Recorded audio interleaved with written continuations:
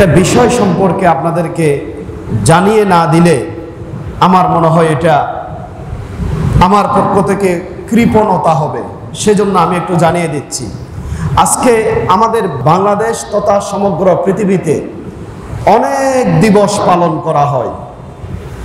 মা দিবস, বাবা দিবস, ছেলে দিবস, মেয়ে দিবস, এই দিবস, সেই দিবস, কত দিবস পালন করা হয়।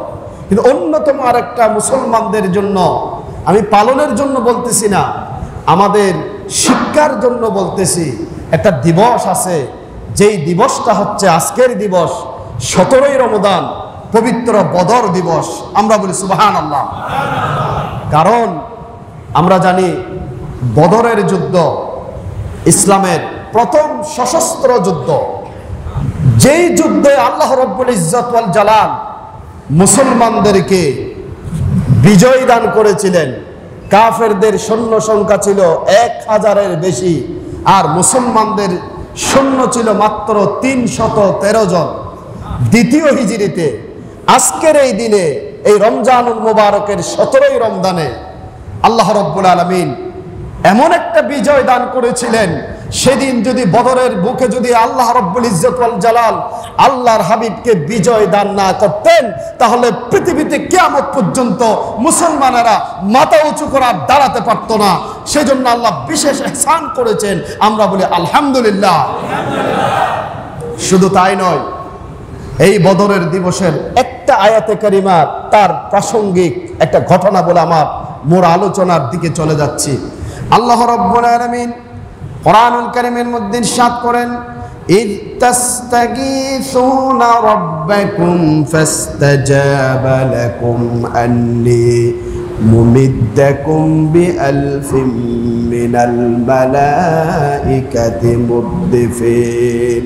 আল্লাহ রাব্বুল আলামিন বলেছেন, স্মরণ করো সেই সময়ের কথা যখন তোমরা তোমাদের প্রতিপালকের কাছে বিনীতভাবে প্রার্থনা করেছিলে, তোমরা বিজয়ের জন্য কান্নাকাটি করেছিলে, অতঃপর তোমাদের দোয়া কবুল করেছিলেন এবং হাজার হাজার ফেরেশতার মাধ্যমে আল্লাহ রাব্বুল আলামিন তোমাদের বিজয় দান করেছিলেন। সুবহানাল্লাহ। সম্মানিত হাজিরিন, এই আয়াতের তাফসীরে ইবনে কাসিরে একটা ঘটনা এসেছে। হাদ্দাসানি ওমর ইবনুল খাত্তাব রাদিয়াল্লাহু তাআলা আন, হযরত আব্দুল্লাহ ইবনে আব্বাস রাদিয়াল্লাহু তাআলা আনহু বলতেছে, ওমর ইবনুল খাত্তাব রাদিয়াল্লাহু তাআলা আনহু বর্ণনা করেন, লাম্মা কানা ইয়াউমু বদরিন নাদারান নবী সাল্লাল্লাহু আলাইহি ওয়াসাল্লাম, বদরের দিবসে আল্লাহর হাবিব যখন তার সাহাবীদের দিকে তাকালেন, দেখলেন সালাসুমিআতি ওয়ালিফিন, 313 জন। ওয়ানাযারা ইলাল মুশরিকিন, আল্লাহর হাবিব আবার মুশরিকদের দিকে তাকালেন, ফাইদাহুম আলফু জিয়াদা, তাদের সংখ্যা 1000-এর চেয়ে বেশি। এই পরিস্থিতি দেখে আল্লাহর নবী বিশ্বনবী মুহাম্মদুর রাসূলুল্লাহ সাল্লাল্লাহু আলাইহি ওয়াসাল্লাম ফাস্তাকবালাল কিবলা, আল্লাহর হাবিব কিবলামুখী হয়ে গেলেন। সুম্মা মাদ্দা ইয়াদাই, আল্লাহর হাবিব নিজের হাতকে মুনাজাতের মাধ্যমে আল্লাহর দরবারে সম্প্রসারণ করে দিয়েছেন। আমরা বলি সুবহানাল্লাহ। কিছু মনে করবেন না, আমাদের এখানে কেউ কেউ আমাদের নতুন নতুন ফতোয়া শিখায়, বলে যে নামাজের পরে হাত তুলে মোনাজাত, এটা কোথায় নাই। আবার অন্যান্য সময়ও হাত তুলে মোনাজাত, এটা কোথায় পাইছেন? আরে হাত তুলে মোনাজাত কোথায় পাইছি, কিভাবে পাইছি, সেটা আমাদের আসলে স্টাডি করা দরকার, গবেষণা করা দরকার। হযরত ওমর ইবনুল খাত্তাব রাদিয়াল্লাহু তাআলা আনহু বললেন, মাদ্দা ইয়াদাইহি, আল্লাহর হাবিব কিবলামুখী হয়ে হাত দুইটা ভাবে সম্প্রসারণ করে দিলেন। সম্প্রসারণ করে দেওয়ার পরে ওয়া আলাইহি রিদাউহু ওয়া ইজারুহু, তার পরনে লুঙ্গি ছিল, কাঁধের মধ্যে চাদর ছিল। সুম্মা ক্বালা, এরপর আল্লাহর হাবিব খুব হৃদয় ভারাক্রান্ত হৃদয় নিয়ে আল্লাহর দরবারে দোয়া করতে লাগলেন, আল্লাহুম্মা আইনা মা ওয়া'আদতানি, ও আল্লাহ তুমি যে আমাদেরকে ওয়াদা দিয়েছো, তোমার ওয়াদা কোথায়? আল্লাহুম্মা, ও ও আল্লাহ আনজিজিলি মা ওয়া'আদতানি, ও আল্লাহ তুমি যে আমাকে ওয়াদা দিয়েছো তোমার ওয়াদা আমার জন্য তুমি পরিপূর্ণ করো। আল্লাহুম্মা ইন তুহলিক হাদিহিল ইসাবাতা মিন আহলিল ইসলাম, ও আল্লাহ তোমার দরবারে দোয়া করি আজকের এই বদরের দিনে যদি মুসলমানেরা যদি পরাজিত হয়ে যায়, কিয়ামত পর্যন্ত তোমার বান্দারা কোন জায়গার মধ্যে মাথা তুলে আর কোনোদিন দাঁড়াতে পারবে না। ফালা তা'বুদ ফিল আরদি আবাদা, তোমার জমিনের উপরে আর কোনো ইবাদত বন্দেগী হবে না। মুশরিকদের রাজত্ব কায়েম হয়ে যাবে, মূর্তি পূজার রাজত্ব কায়েম হয়ে যাবে। ফামা যারা ইস্তাগীসু রাব্বা, এভাবে আল্লাহর হাবিব একবার নয়, দুইবার নয়, তিনবার নয়, বারবার এভাবে দোয়া করতে লাগলেন। তারপর হাত্তা সাকাতা রিদা, দোয়া করতে করতে আল্লাহর হাবিবের চাদর মুবারক শরীর থেকে পড়ে গেছেন। পড়ে যাওয়ার পরে ফাআতাহু আবু বকরিন, হযরত আবু বকর সিদ্দিক রাদিয়াল্লাহু তাআলা আল্লাহ রাসূলের পাশে আসলেন। আজকের এই দিনে রমজানুল মুবারকের 17 রমজান, হযরত আবু বকর এসে ফাআখাযা রিদাহু ফারাদ্দাহু, আবু বকর চাদরটা আল্লাহর হাবিবের গায়ের উপর তুলে দিচ্ছেন।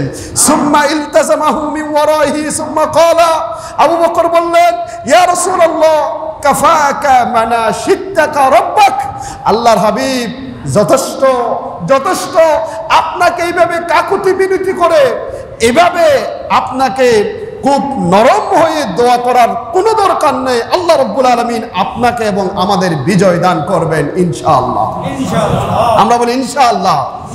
এই কথাটি আবু বকর সিদ্দিক রাদিয়াল্লাহু তাআলা আনহু বলার পরে সাথে সাথে আল্লাহ রাব্বুল আলামিন আল্লাহর হাবিবকে সান্ত্বনা দেওয়ার জন্য এই আয়াতে কারিমা নাজিল করেছেন। বলি সুবহানাল্লাহ। বদরের যুদ্ধ হয়ে গেল, 70 জন কাফের নিহত হলো, আবার 70 জন কাফের বন্দী হয়ে গেল। আল্লাহর হাবিব সাহাবীদের থেকে পরামর্শ সভা করলেন, আমার সাহাবীরা এই 70 জন বন্দী কাফেরদের কি অবস্থা হবে তাদের ব্যাপারে একটু করে পরামর্শ দাও।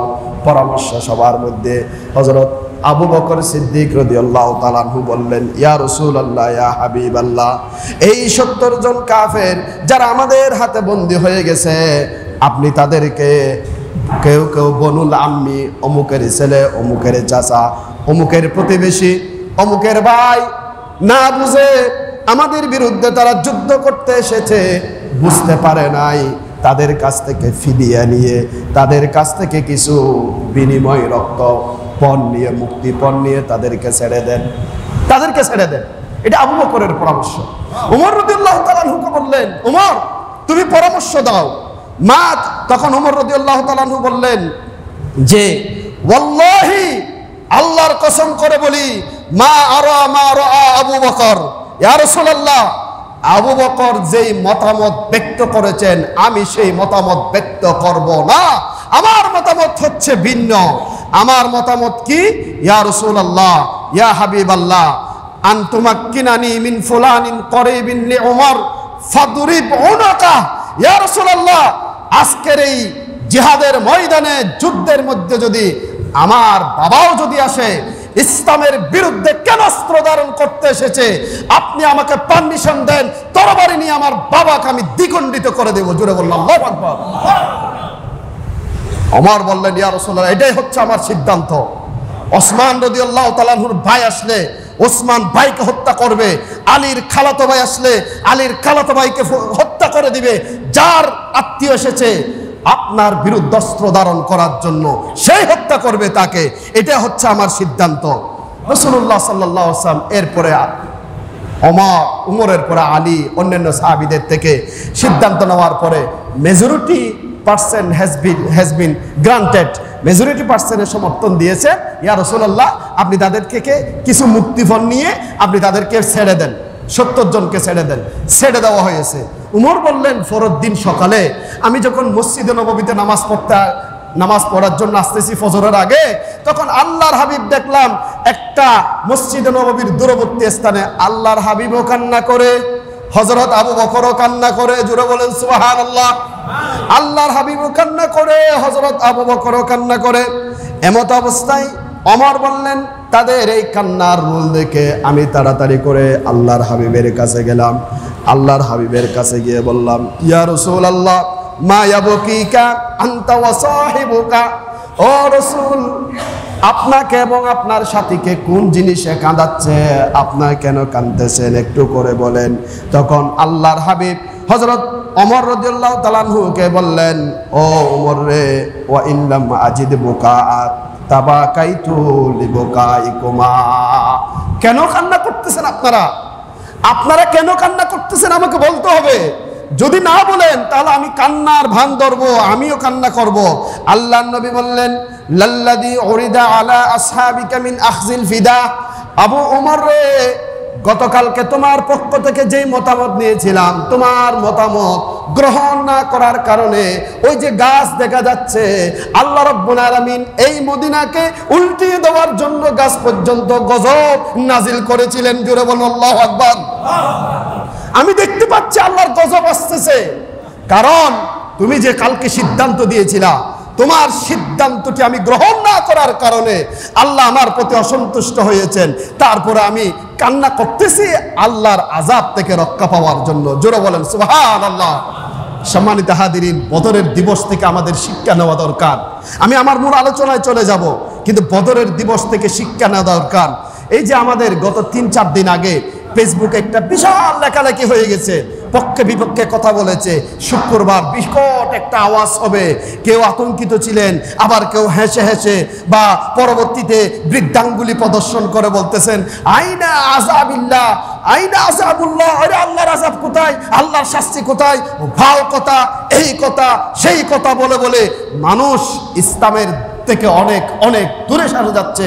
আমি আপনাদেরকে বলে দিতে চাই, আল্লাহর হাবিব আযাব থেকে, আল্লাহর হাবিব চোখের পানি ছেড়ে আল্লাহর দরবারে আযাব থেকে মুক্ত হওয়ার জন্য কান্না করেছেন। সুতরাং আজকে আমরা বর্তমান সমাজে কিছু মনে করবেন না, আমরা এমন পজিশনে চলে আসতেছি যেই কাজগুলো আমাদের পক্ষ থেকে করলে, অপরাধগুলো করলে, এই অপরাধের কারণে আল্লাহ আযাব এবং গজব নাজিল করে।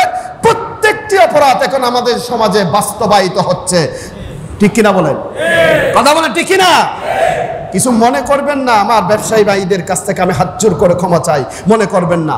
আপনি এখন মার্কেটে ঢুকেন তো 99% মহিলা, বাজারের ভিতর 99% মহিলা, পুরুষেরা হাঁটতে পারে না। মহিলাদের উদ্যত্ত বেড়ে গেছে। যেই সমাজে মহিলাদের স্পর্ধা বেড়ে যাবে, মহিলাদের আনাগোনা বেড়ে যাবে, আমরা পুরুষেরা ইবাদত বন্দেগী করতে করতে কপাল কালো করে ফেলতেছি। আমার বিবিকে মার্কেটে পাঠিয়ে দিলাম, আমার মেয়েকে শপিং করার জন্য হাজার হাজার পুরুষের ভিড়ে পাঠিয়ে দিলাম। আমি কেমন মুসল্লি, আমি কেমন হাজী সাহেব, আমি কেমন গাজী সাহেব? আমার বিবেককে প্রশ্ন করা দরকার জাতি হিসেবে। সেজন্য এই ধরনের অপরাধের কারণে আল্লাহর আযাব এবং গজব আমাদের জন্য অপেক্ষা করতেছে। আমরা বলি নাউজুবিল্লাহ। সম্মানিত হাদিরিন, আজকে বদরের দিবস। সেই বদরের দিবস থেকে আমরা শিক্ষা গ্রহণ করব। সেই শিক্ষা কি? আল্লাহর আযাব এবং গজব থেকে সবসময় আল্লাহর দরবার আমাদের কান্না করতে হবে। আমাদের কি করতে হবে? আল্লাহুম্মা লা তাকাতুলনা বিগদাবিক। যদিও বলা হচ্ছে বিকট আওয়াজ কই, এই যে দেখেন না বঙ্গবাজারে গত কয়েকদিন আগে ডাকাত, যিনি ছিলেন একদিন আগে শত কোটি টাকার মালিক, তিনি তার ব্যবসা প্রতিষ্ঠান পুড়ে যাওয়ার পরে সাংবাদিকদের সামনে বলতেছে, আজকে আমার 1 টাকাও নেই, কারণ সব টাকাগুলো পুড়ে ছাই হয়ে খানখার হয়ে গেছে। আল্লাহ চাইলে পারেন নাকি পারেন না? পারেন নাকি পারেন না? এটা আল্লাহর গজব, আল্লাহর আযাব। এর কারণ হচ্ছে বাজার নিয়ন্ত্রণ আমরা এখন করতে পারতেছি না মহিলাদের ভিড়ে।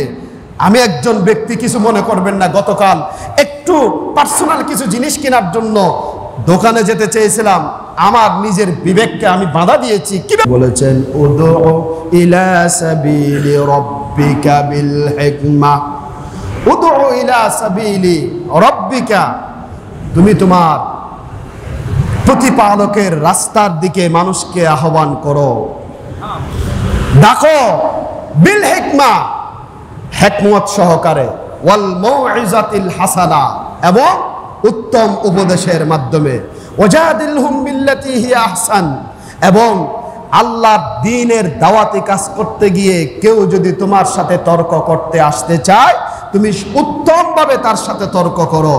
ওয়াহুয়া ইন্না রাব্বাকা হুয়া আ'লাম, তোমার প্রতিপালক সবচেয়ে ভালো জানেন বিমান দাল্লা আন সাবিলি, কে তার রাস্তা থেকে বিভ্রান্ত হয়ে গেল। ওয়াহুয়া আ'লামু বিল মুহতাদিন, তিনি হেদায়েত প্রাপ্তদের সম্পর্কে খুব ভালো করে জানেন। সম্মানিত হাজিরিন, এই আয়াতে কারিমা, এই আয়াতের মধ্যে দুটোটা বিষয় এসেছে। দাওয়াতে দ্বীনের গুরুত্বও এসেছে, আবার দাওয়াতে দ্বীনের কৌশল এসেছে। সম্মানিত হাজিরিন, আমি আস্তে আস্তে আপনারা যদি সহযোগিতা করেন আর কি, সবাই যদি চলে না যান, কারণ আপনারা সবাই যদি চলে যান তাহলে আমি কাকে আলোচনা করব, কাকে কথা বলবো। আমি একটু অনুরোধ করব মেহেরবানি করে, ইমার্জেন্সি কোনো কাজ না থাকলে, আচ্ছা আমরা যে এখানে বসেছি আমাদের লাভ আছে নাকি ক্ষতি? ক্ষতি না লাভ? কেমন লাভ? শুধু একটা লাভের কথা বলি। আল্লাহ বলেছেন কোরআন শরীফে, ফাসাউফা নুতিহি আজরান আযীমা। আমি শেষের অংশটা বলেছি, এই ধরনের কোরআনের মজলিসে যারা বসবে আল্লাহ বলতেছেন তাদেরকে বিশাল একটা প্রতিদান দিয়ে আমি তাদেরকে বাড়ি পর্যন্ত পৌঁছায় দিব। জোরে বলেন সুবহানাল্লাহ। এর চেয়ে বড় আমাদের জন্য আর কিছু হতে পারে না। সম্মানিত হাজিরিন, আসুন দাওয়াতে দ্বীন আমাদেরকে আগে সর্বপ্রথম আমি খুব সংক্ষেপে আলোচনা করব, কারণ আমাদের সময় সংক্ষিপ্ত। দাওয়াত, এই দাওয়াতে দ্বীনের গুরুত্ব। দাওয়াত কাকে বলে? যেমন দেখেন, নামাজ ফরজ, নামাজ কি? হজ ফরজ, রোজা, যাকাত এগুলো ফরজ, এগুলো কি? এই ফরজের পাশাপাশি ইসলামের আরেকটা ফরজ আছে, সেটা হচ্ছে আপনার আমার অবস্থানে থেকে, যে অবস্থানে থাকি না কেন সেই অবস্থান থেকে মানুষকে আল্লাহর রাস্তার দিকে আহ্বান করা। এটা নফলও নয়, সুন্নত নয়, ওয়াজিবও নয়, বরং ফরজ। বরং কি? বরং কি? ফরজ। আমরা সব ফরজ পালন করি, কিন্তু এই ফরজটা আমরা পালন করতে পারি না। সম্মানিত হাজিরিন, এই ফরজ পালন করলে কি লাভ, পালন না করলে কি ক্ষতি, এবং এই ফরজ দায়িত্বটা কিভাবে আমরা পালন করব, সেই কিছু দিক নির্দেশনা আপনাদের সামনে আমি তুলে ধরার জন্য চেষ্টা করব। আমার বিষয় দাওয়াতুদ্দিন, দ্বীনের দাওয়াত। কিসের দাওয়াত? দ্বীনের দাওয়াত। দ্বীন মানে কি? দ্বীন অর্থ হচ্ছে কমপ্লিট কোড অফ লাইফ, পরিপূর্ণ জীবন বিধান। সুবহানাল্লাহ বলেন। Islam is not on the name of religion. ইসলাম শুধুমাত্র একটা ধর্মের নাম নয়। আমাদের দেশের কিছু মানুষ মনে করে ইসলাম হচ্ছে নামাজ রোজার নাম, ইসলাম হচ্ছে হজের নাম, ইসলাম সমাজ ব্যবস্থার নাম নয়, ইসলাম রাষ্ট্র ব্যবস্থার নাম নয়, ইসলাম অর্থ ব্যবস্থার নাম নয়। এই কথাটি যাদের অন্তরে লালন করবে তারা মুসলমান হতে পারে না, তারা হবে মুনাফিক। কথা বলেন ঠিক কিনা? ঠান্ডা ঠান্ডা কিছু আমল করে, এমনি 5 ওয়াক্ত নামাজ, কিছু কিছু তাহাজ্জুদ পড়ে, কিন্তু সমাজের মধ্যে আল্লাহ বিরোধী, রসুল বিরোধী, ইসলাম বিরোধী এবং কোরআনওয়ালাদের উপর জুলুম চলে, কোরআনওয়ালাদের উপর নির্যাতন চলে। আর আমি বড় ফাক্কা মুসল্লি, ঘরের ভিতর বসে থাকবো, কিছু কিছু তাহাজ্জুদ পড়বো, কিছু তাসবিহ তাহলিল করব, তারপরে জান্নাতে দৌড়ে চলে যাব। এটার নাম ইমানদারি নয়। কথা বলেন ঠিক না? উইদাউট এনি রেফারেন্স ছাড়া কোনো কথা বলবো না। সম্মানিত হাজিরিন, আল্লাহ তাআলা কোরআন শরীফে এই ধরনের ধান্দাবাজি কিছু মুসলমান আছে, যে মুসলমানেরা দ্বীনের দাওয়াতি কাজের ক্ষেত্রে নাই, সব ক্ষেত্রে আছে। যাকাত দিবে, কিছু মনে করবেন না, যাকাত দিবে 300 টাকার যাকাত, 10টা ক্যামেরা নিয়ে আসছে, বড় একজন দানশীল, এই যে দেখেন যাকাত দিচ্ছে। আফসোস, আফসোস। চিন্তা করে দেখেন, যারা খুব সস্তাতে, খুব সহজে জান্নাতে যেতে চায়, দ্বীনি দাওয়াতি কাজ না করে, তাদের উদ্দেশ্যে আল্লাহ তাআলা কোরআন শরীফে বলেছেন, আহাসিবান নাস, মানুষ কি মনে করে নিয়েছে আইয়ুত্রাকু, তাকে এমনি ছেড়ে দেওয়া হবে, ওয়াহুম লা ইফতানুন। বান্দা, তোমার কলবের ভিতরে যদি ঈমান থাকে, সেই ঈমানের স্পিরিট নিয়ে যখন তুমি সমাজে হক কথা বলবা, তোমার উপর জুলুম আসবে, বাধা আসবে, তোমার বিরুদ্ধে লেগে যাবে। সেই লেগে যাওয়ার মধ্যেও তুমি যদি ধৈর্য ধারণ করে দ্বীনের উপর অটল থাকতে পারো, তোমার জন্যই জান্নাত। জোরে বলেন সুবহানাল্লাহ। কোরআনুল কারীম আল্লাহ রাব্বুল আলামিন সুবিধাবাদ জিন্দাবাদ মুসলমানদের উদ্দেশ্য করে আল্লাহ বললেন, আম হাসিবাতুম আন তাদখুলুল জান্নাহ। আমার বান্দারা, তোমরা কি মনে করে নিয়েছো জান্নাতে এমনিই প্রবেশ করবা? না, এত সহজ নয়, জান্নাতে এমনি প্রবেশ করা যাবে না।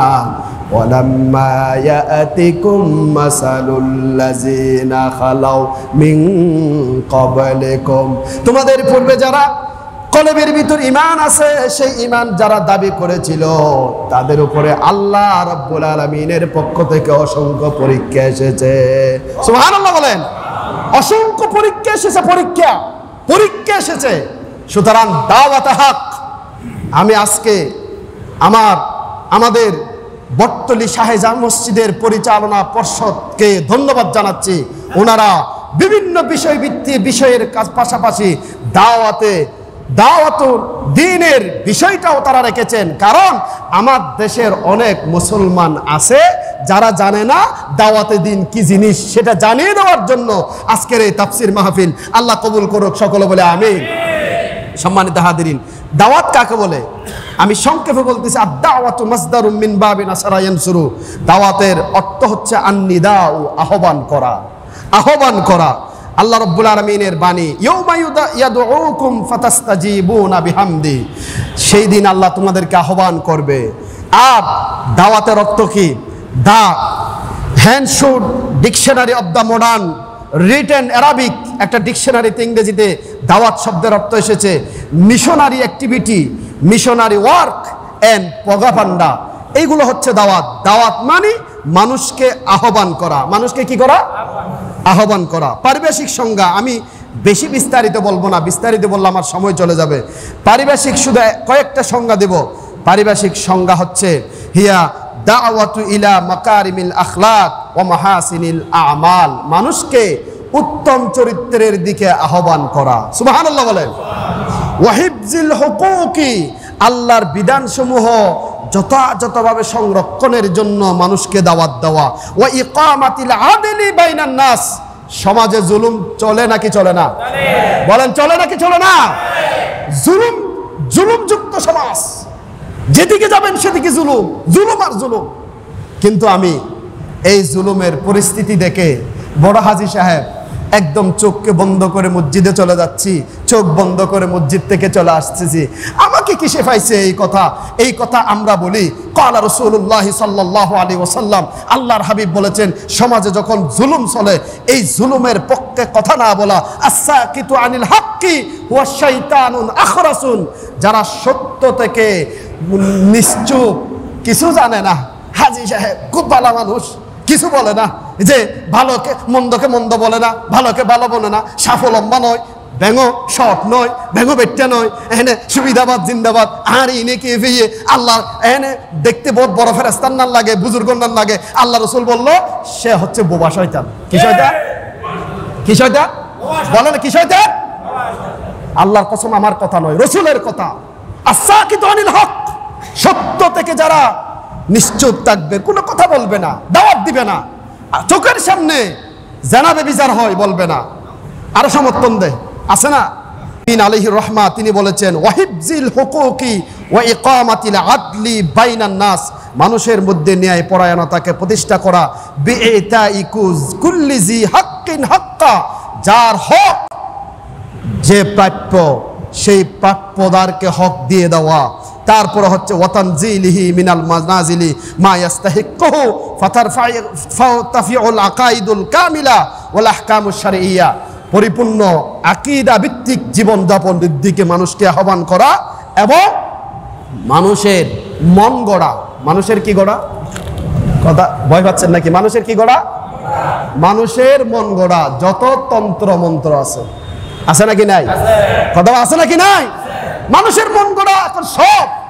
অথচ কোরআনুল কারীমে আল্লাহ আহ্বান করে আমাদের বলতেছেন, হে মানুষেরা, তোমরা আমার সেই আয়াত মানুষের কাছে পৌঁছিয়ে দাও।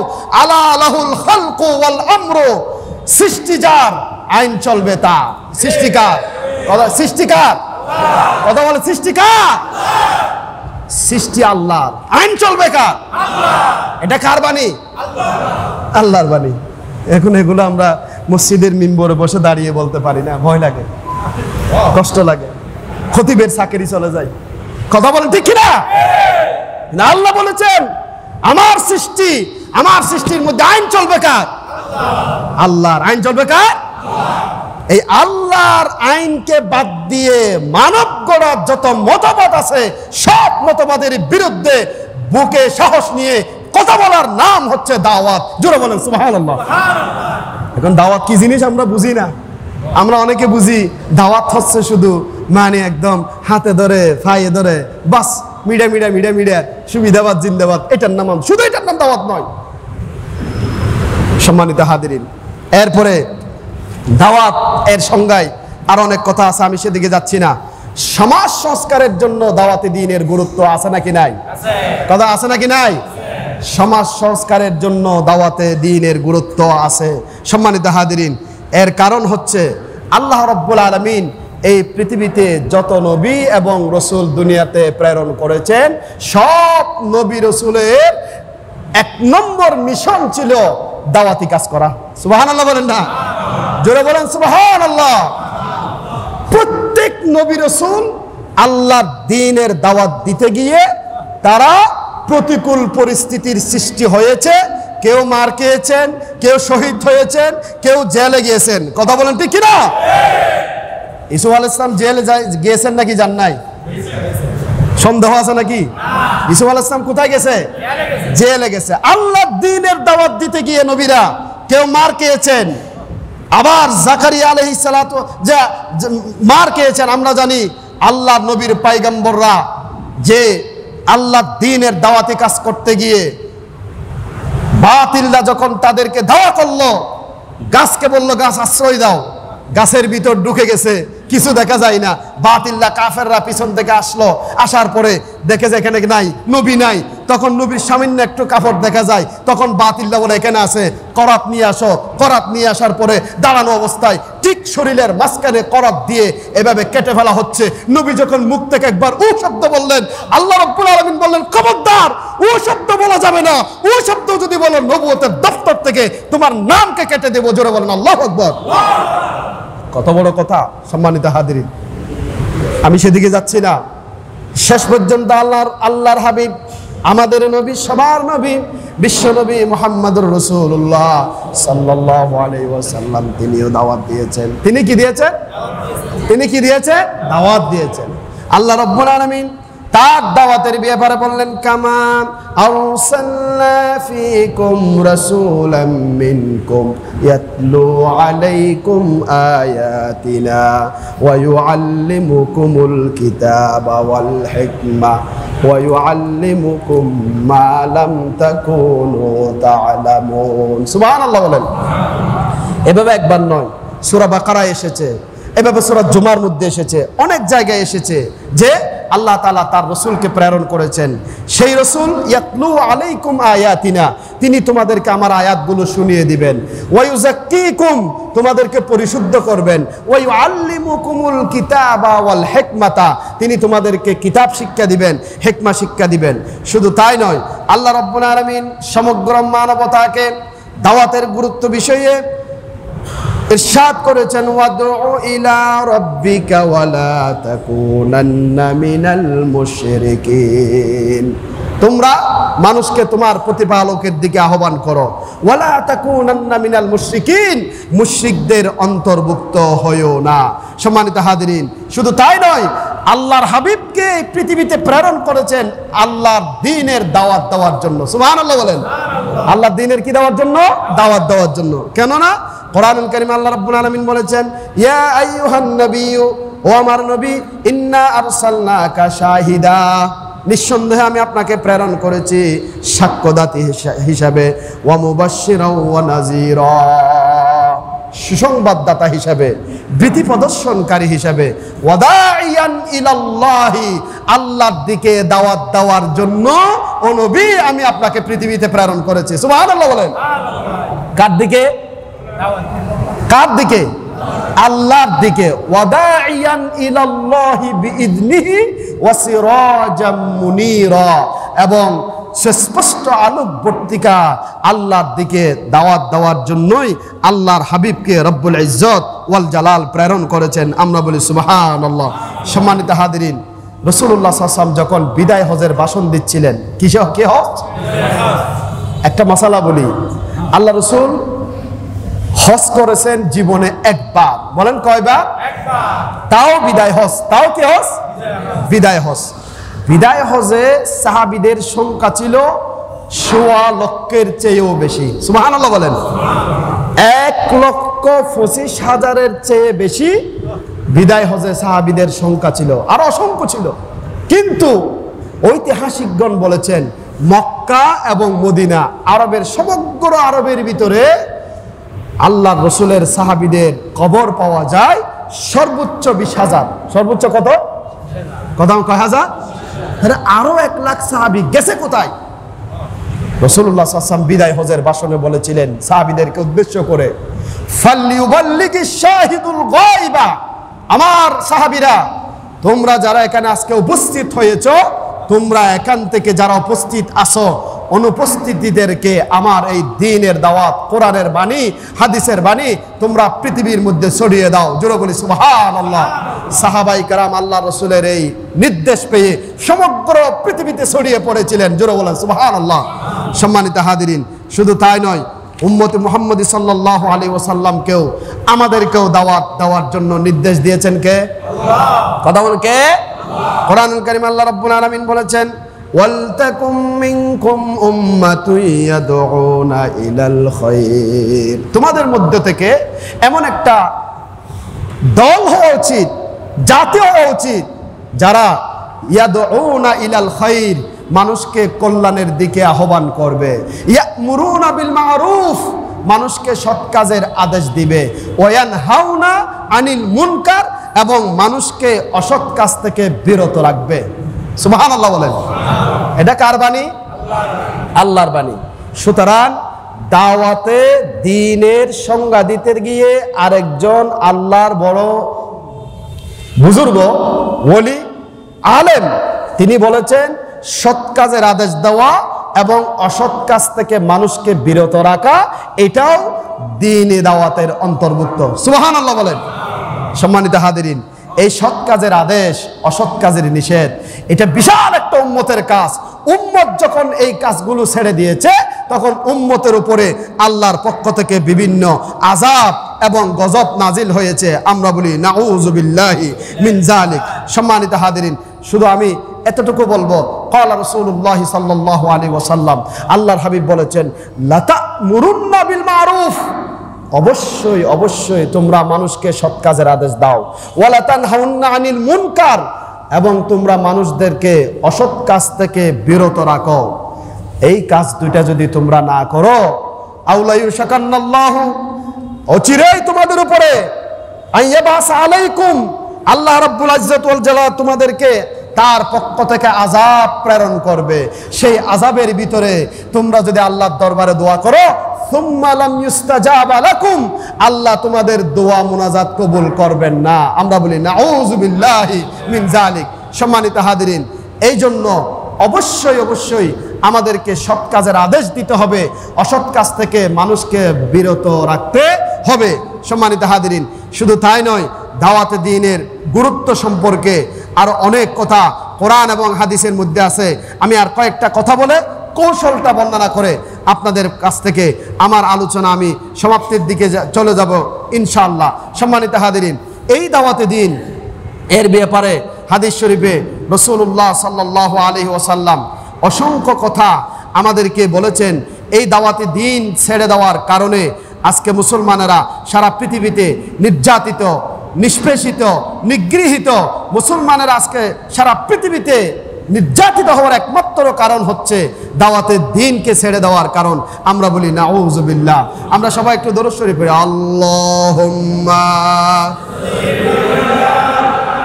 সাইয়্যিদিনা মাওলানা মুহাম্মদ ওয়া আলা আলি সাইয়্যিদিনা মাওলানা মুহাম্মদ। সম্মানিত হাজিরিন, দাওয়াতে দ্বীনের গুরুত্ব কত বড় যে হযরত আবু বকর সিদ্দিক রাদিয়াল্লাহু তাআলা আনহু বলেন, সামি'তু রাসূলুল্লাহ সাল্লাল্লাহু আলাইহি ওয়াসাল্লাম ইয়াকুলু, আমি রাসূল সাল্লাল্লাহু আলাইহি ওয়াসাল্লামকে বলতে শুনেছি, ইজা রাআউ মিনকুম, যখন তোমাদের মধ্যে কেউ দেখবে, ফালাম ইউগাইরু, সে অন্যায় কাজ দেখার পরে যদি সে অন্যায় কাজটা সে যদি শক্তি দিয়ে বাধা না দেয়, মুখ দিয়ে না বলে, অন্তরে পরিকল্পনাও যদি না করে, সে অন্যায় কাজটা কিভাবে বিরত রাখা যায় এই কাজ যদি না করে, ইউশিকু আইয়া আম্মাহুমুল্লাহু বিআকাবিহি, অচিরেই আল্লাহ সেই জাতিকে তার আযাব দিয়ে ধ্বংস করে দিবে। আমরা বলি নাউজুবিল্লাহ, আমরা বলি নাউজুবিল্লাহ। এই পৃথিবীতে আল্লাহর আযাব এবং গজব আসার অনেক কারণ, সেই অনেক কারণ সমূহের মধ্যে অন্যতম আর একটা কারণ হচ্ছে সৎ কাজের আদেশ দেওয়া, অসৎ কাজ থেকে বিরত রাখা। এই কাজ যদি আমরা ছেড়ে দিই তাহলে আযাব দিবেন কে? কথা বলতে হবে কে? আল্লাহ।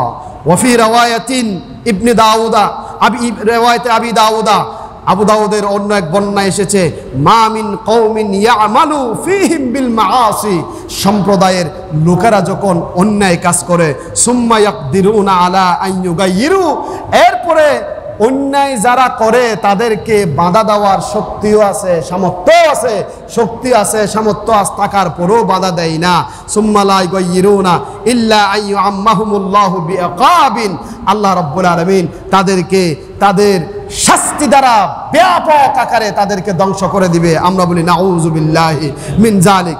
সম্মানিত হাজিরিন, আরেকটা হাদিস বলে আমার দাওয়াতে দ্বীনের গুরুত্বর পয়েন্টটা শেষ করতে চাই। ক্বালা রাসূলুল্লাহ সাল্লাল্লাহু আলাইহি ওয়াসাল্লাম, আল্লাহ রাসূল বলেছেন, মা মিন রাজুলিন, কোন এক ব্যক্তি, ইয়াকুনু ফি কওমিন ইয়ামালু ফীহিম বিল মাআসি, সম্প্রদায়ে জাতির এখানে বসবাস করে কিন্তু অন্যায় কাজ করে, অপরাধ করে, অপরাধ করার পরে ইয়াকদিরুনা আলা আন ইউগাইয়িরু আলাইহি, সেটাকে পরিবর্তন করে দেওয়ার শক্তি আছে, কিন্তু ওয়ালা ইউগাইয়িরুনা, কোনো কিছুই পরিবর্তন করে না, কল্পনাও করে না। যাক, আমি আমার স্বার্থে, আমি আমার হিসাবে ভালো থাকলে হয়, সমাজ যেরকম চলুক না কেন, পরিবার কিরকম চলুক না কেন, সেদিকে ভ্রুক্ষেপ করে না।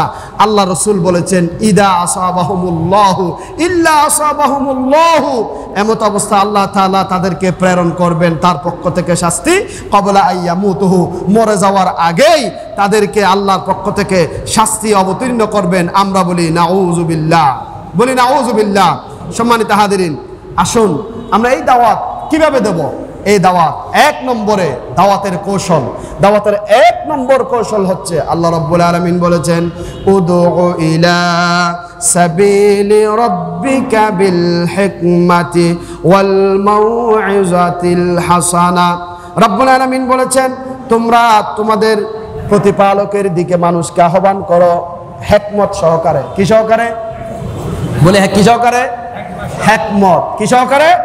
এখন হিকমত কি সেটা আমাদের জানা দরকার, দরকার আছে নাকি নাই? আছে। হিকমত কি? হিকমত হচ্ছে পবিত্র কোরআন ও হাদিস ভিত্তিক মানুষকে দাওয়াত দেওয়া। তারপরে হিকমতের আরো অসংখ্য অর্থ এখানে এসেছে। হিকমতের একটা অর্থ হচ্ছে যে দাওয়াতের ক্ষেত্রে জ্ঞান বিজ্ঞান অবলম্বন করা। যেমন আমরা মুসলমানের দেশে বসবাস করি, কাফের বেঈমান অমুসলিম যেখানে আছে সেখানে দ্বীনের দাওয়াত দেওয়া সহজ নাকি কঠিন? বলেন, সহজ নাকি কঠিন? শুধু কঠিন নয়, খুবই কঠিন।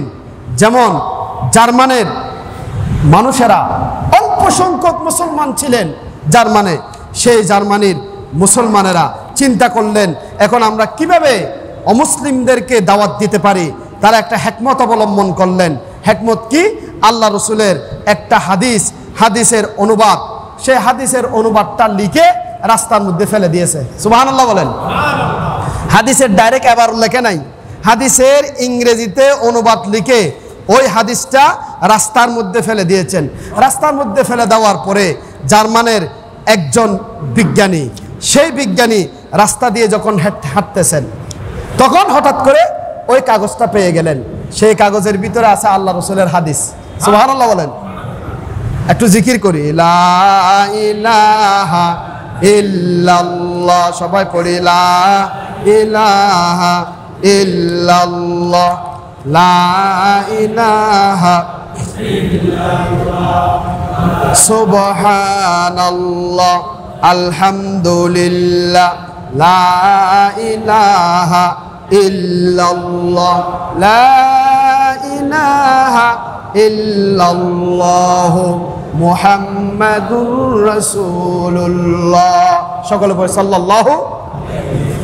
এখন জার্মানের বিজ্ঞানী কাগজটা পেয়েছেন, ইংরেজিতে অনুবাদ, একটা হাদিস, সুবহানাল্লাহ বলেন। সে কাগজটা কি?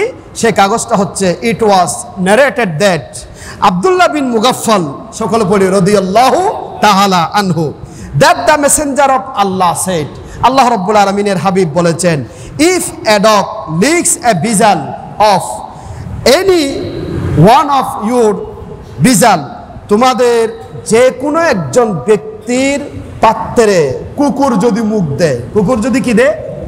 মুখ দেয়, তখন তোমরা ওই মুখ দেওয়ার কারণে সেখানে উচ্ছিষ্ট যেগুলো থাকবে সেগুলো তোমরা ফেলে দাও, সেগুলো তোমরা কি দাও? ফেলে দাও। এবং সেই পাত্রটাকে 7 বার ধোও, কয়বার ধোও? এবং 8ম বারে মাটি দিয়ে ভালো করে সেটাকে গোসমজা করে ধোও, সুবহানাল্লাহ বলেন। এটা রাসূলের হাদিস। এটা কি কথা? এটা কি আরবি দেখলে তো জার্মানের বিজ্ঞানীরা পড়বে না, কারণ ওরা আরবি বুঝবেও না। এই রাসূলের হাদিসটা পার্কে রাস্তার পাশে বড় একটা কাগজে লিখে এক মুসলমান ভাই ফেলে দিয়েছে, বস বিজ্ঞানী পেয়ে গেছে। বিজ্ঞানী চিন্তা করলেন, জীবনে বিজ্ঞান নিয়ে অনেক পড়ালেখা করেছি, কিন্তু কুকুর যদি কোনো একটা পান পাত্রে মুখ দেয়, সেটাকে যে অবশিষ্টগুলো ফেলে দিতে হবে, পাত্রকে 7 বার ধুইতে হবে, 8ম বার মাটি দিয়ে ঘষে ঘষে ধুইতে হবে। এই বিজ্ঞান তো কোনোদিন পাই নাই। আচ্ছা দেখি কথাটা কে বলেছে। তিনি চিন্তা করলেন, কথাটা বলেছেন দা মেসেঞ্জার অফ আল্লাহ, সুবহানাল্লাহ বলেন, জোরে বলেন সুবহানাল্লাহ। দা মেসেঞ্জার অফ আল্লাহ, আল্লাহর রাসূল বলেছেন। উনি চিন্তা করলেন, who is the messenger of Allah, আল্লাহ রাসূল এটা কে? ওনার নাম তো জীবনে শুনি নাই। আচ্ছা যাক, কথাটি তিনি চিন্তা করে ওই কাগজের টুকরাটা বাড়িতে নিয়ে গেলেন। বাড়িতে নিয়ে যাওয়ার পরে তিনি চিন্তা করলেন, একটা কুকুর ধরবো, পাত্রের মধ্যে কিছু দেব। কুকুর ধরেছে, পাত্রের মধ্যে কিছু দিয়েছে, কুকুরকে ওই পাত্র থেকে খাওয়াইছে। খাওয়ানোর পরে কুকুরকে বিদায় করে দিয়েছে। বিদায় করে দেওয়ার পরে ওই জিনিসগুলো ফেলে দিয়েছে। ফেলে দেওয়ার পরে তখন সেখানে কি আছে দেখা যায়।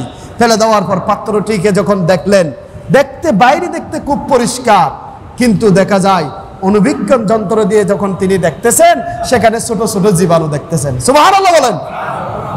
ওই জার্মানের বিজ্ঞানী একবার ধৌত করলেন, একবার ধোয়ার পরে আবার দেখে সেখানে এরকম জীবাণু আছে। তিনি 2 বার ধুইলেন, 2 বার ধোয়ার পরেও জীবাণু আছে, 3 বার। এভাবে কয়বার? বলে না কয়বার?